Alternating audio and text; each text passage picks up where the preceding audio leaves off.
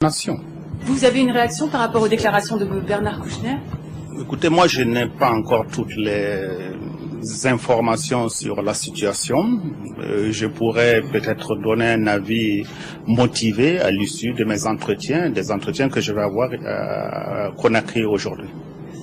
Monsieur le Président Camara, vous avez une réaction par rapport aux déclarations de Bernard Kouchner? D'abord, je dirais que je n'ai pas affaire à un ministre des Affaires étrangères. Un ministre des Affaires étrangères, je n'ai pas discuté avec un ministre des Affaires étrangères. Ayez du respect pour moi. Et quand vous me parlez de Kouchner, Kouchner n'est que ministre des Affaires étrangères de la France. La France est un État souverain, la Guinée est un État souverain.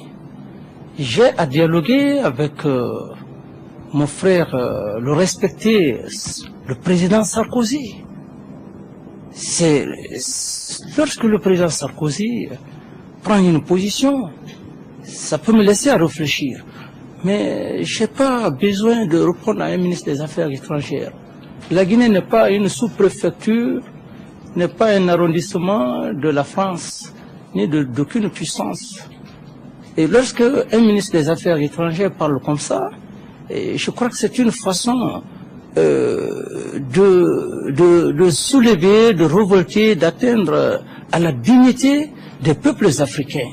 Et donc je crois que les 50 ans qui se sont passés, je crois qu'on doit essayer de taire ces vieux souvenirs.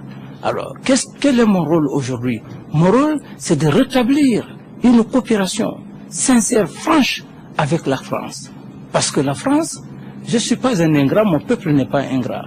Je ne dois pas m'occuper des individus, d'un individu par rapport à une nation.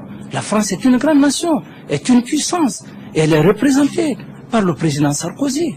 Donc, lorsque vous recevez l'une des plus grandes figures, le président Blaise Compaoré, et tout en lui coupant pour parler d'un ministre des Affaires étrangères, vous fustigez tous les ministres de l'Afrique. C'est ce qui est révoltant.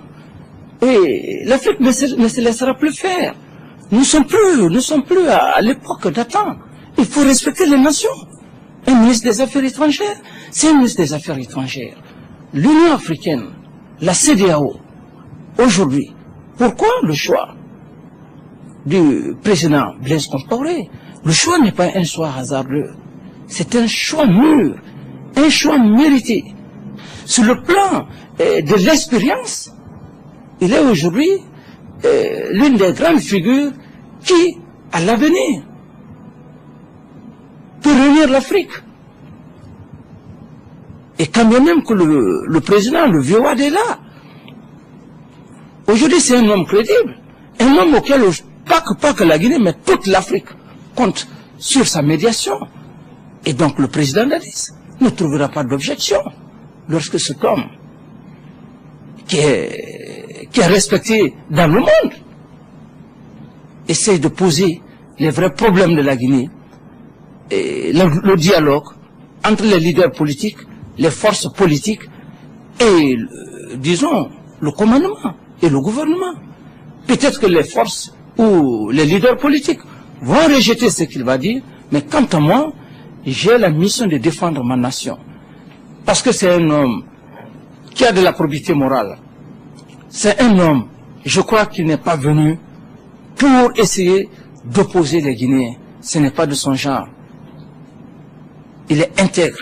Il est venu pour le dialogue, pour unir les enfants d'un même pays sur une table de réconciliation pour échanger des idées et aussi essayer en sorte de gérer cette transition vers les élections présidentielles paisibles et acceptées de tous les Guinéens, de toute l'Afrique et de toute la communauté internationale.